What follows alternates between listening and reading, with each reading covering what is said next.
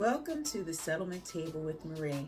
I'm Marie, owner of Classic Business Solutions, and this episode outlines the behind-the-scenes actions as the settlement agent, that's me, takes during phase one before the closing to ensure a smooth transfer of property.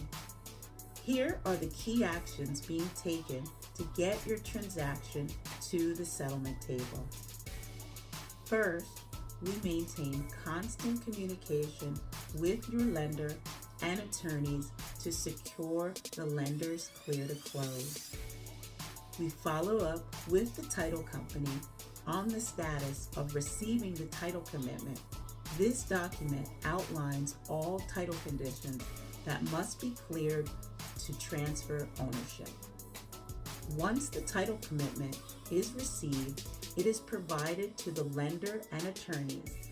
We will review and begin to address necessary title conditions, which include obtaining payoff letters for the current owner mortgages.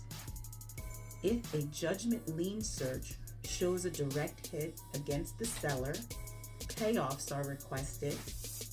If the judgment lien search shows a direct hit against you, the buyer, payoffs are also requested. And depending on lender requirements, the judgment may need to be paid before the closing, or if the lender allows, it can be paid at closing.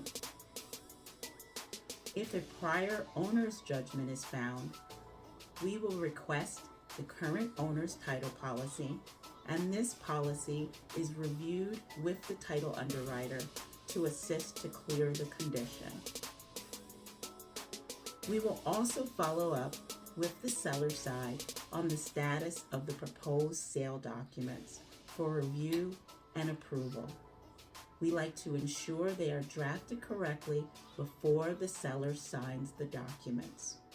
We're verifying that the names are properly printed, property address, block and lot number, and the chain of title, which traces the history of the property, is listed correctly on the conveyance documents. We review the property tax record and contact the tax collector to verify the status of the property taxes and public utilities. These utilities can be water, sewer, trash, and electric, and any balances are paid at closing. Once a settlement date is confirmed, we also order the final readings for the public utilities.